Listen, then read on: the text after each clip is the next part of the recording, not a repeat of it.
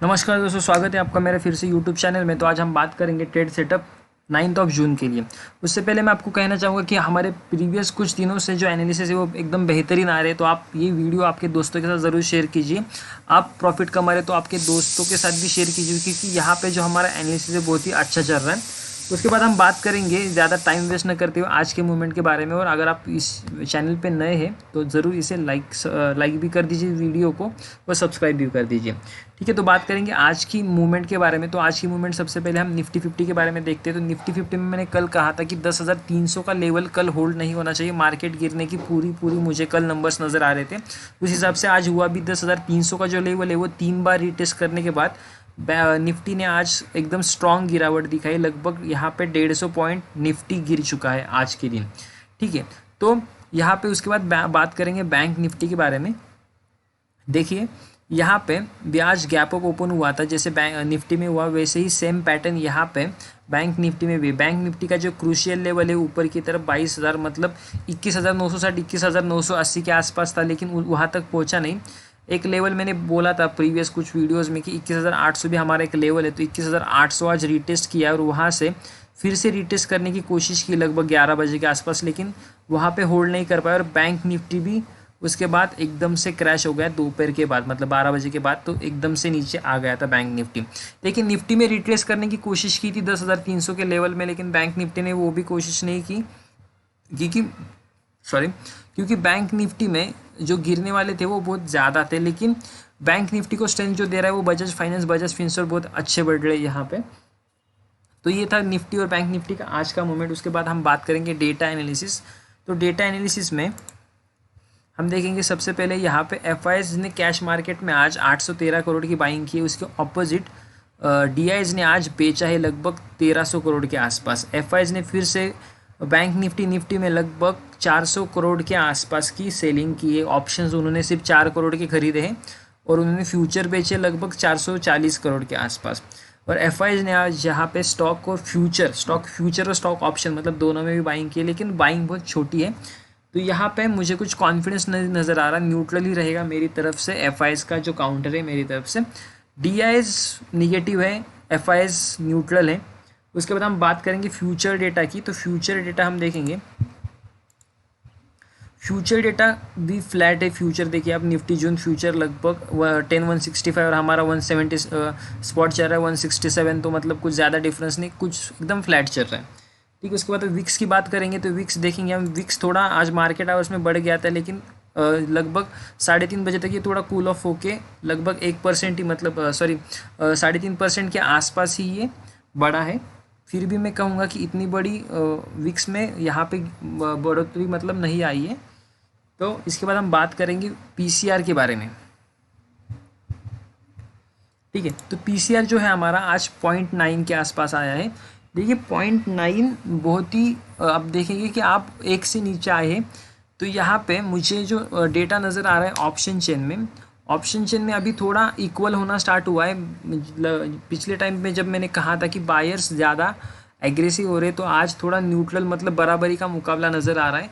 लेकिन अभी भी थोड़ा हम कहेंगे कि जो सेलर्स है वो सेलर्स ज़्यादा टेक ओवर करने की कोशिश कर रहे हैं, अभी जो डेटा दिख रहा है मुझे। ठीक है, तो उसके बाद हम बात करेंगे वही डेटा के बारे में, हम देखेंगे थोड़ा ऑप्शन चेन के बारे में। तो ऑप्शन चेन में आप देखिए थोड़ा आज कॉम्प्लिकेटेड और थोड़ा कंफ्यूजिंग डेटा मुझे नज़र आ रहा है। ठीक है, थोड़ा देखिए आप 10,200 में 71,000 कॉन्ट्रैक्ट्स यहाँ से निकल गए हैं। आज का वॉल्यूम जो है लगभग 3.25 लाख कॉन्ट्रैक्ट्स के आसपास है। उसके बाद 10,300 में 20 लाख कॉन्ट्रैक्ट्स है, 10,400 में 22 लाख कॉन्ट्रैक्ट्स है, और सबसे ज़्यादा हाईएस्ट ओपन इंटरेस्ट 10,500 में नज़र आ रहा है कॉल्स में 25 लाख शेयर्स का। ठीक है, उसके बाद अगर हम यहाँ पे पुट्स में देखें तो पुट्स में डिस्ट्रीब्यूटेड डेटा है। जैसा स्ट्रॉन्ग कॉल्स में नज़र आ रहा है वैसा पुट्स में एक जगह पे स्ट्रॉन्ग नहीं नज़र आ रहा है। फिर भी हम देखेंगे 9,800 पे लगभग 20 लाख शेयर्स यहाँ पे मतलब कॉन्ट्रैक्ट्स ओपन है।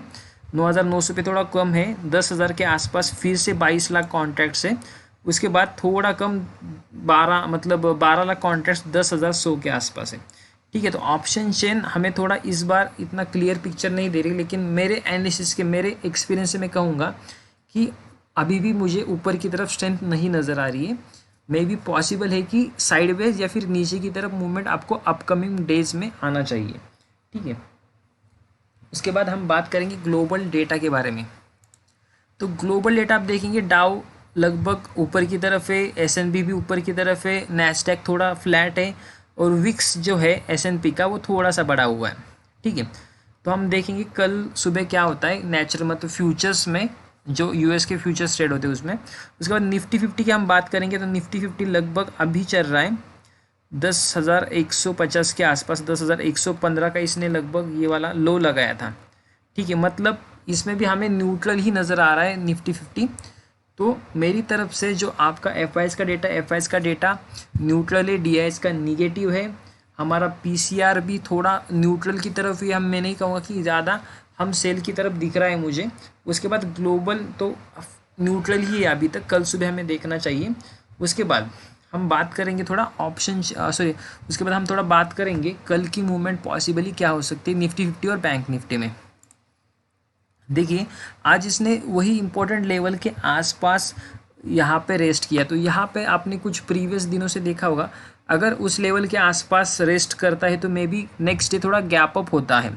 ठीक है, अगर गैप अप होता है तो फिर से वो लेवल रीटेस्ट करेगा।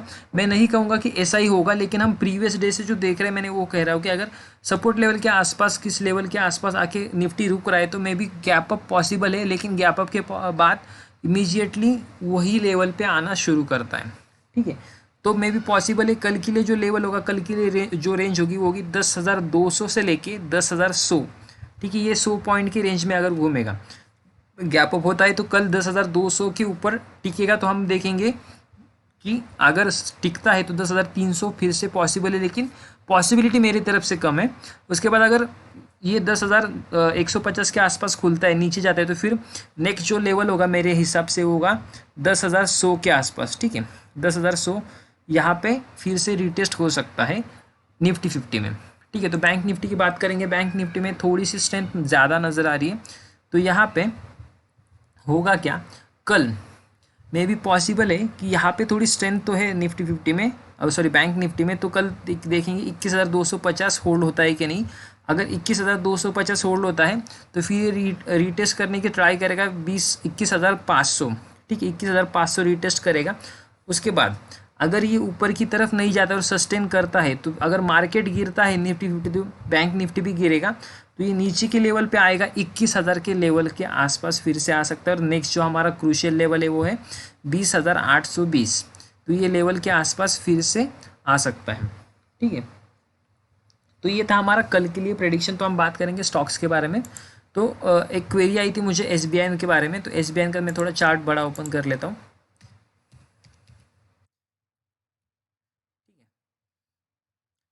एक चीज़ यहाँ पे नोटिस की थी मैंने स्टेट बैंक ऑफ इंडिया में, कि जब मार्च महीने में जब बैंक निफ्टी गिरे थे बहुत ज़्यादा, तब उस टाइम पे देखेंगे हम कि हमारा कहाँ पे था, SBI यहाँ पे था।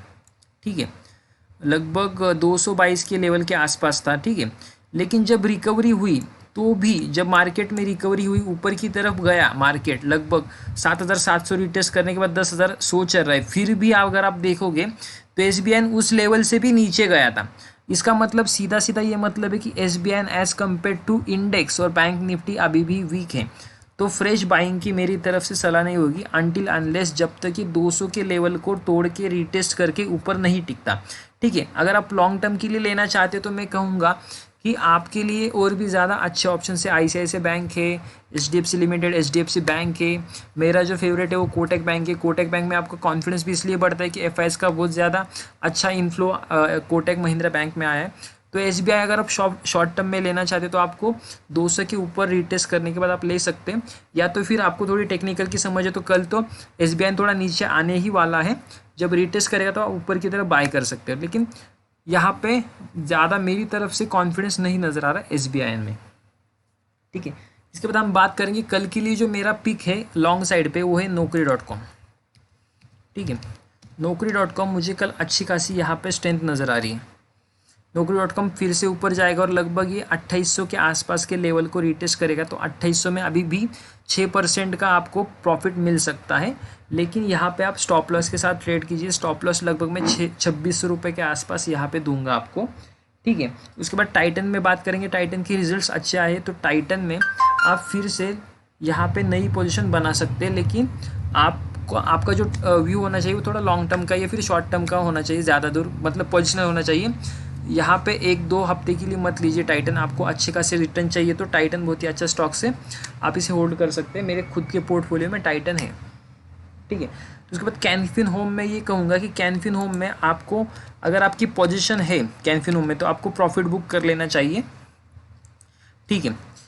कैन फिन होम में आपको प्रॉफिट बुक करना चाहिए, और जो अभी कल के लिए मुझे लगता है कि कैन फिन होम फिर से गिर सकता है, 320 के नीचे कैन फिन होम मुझे वीक नज़र आ रहा है, ठीक है। उसके बाद हम बात करेंगे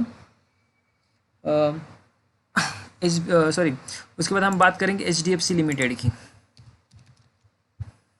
यहाँ पे डाल देते हैं हम,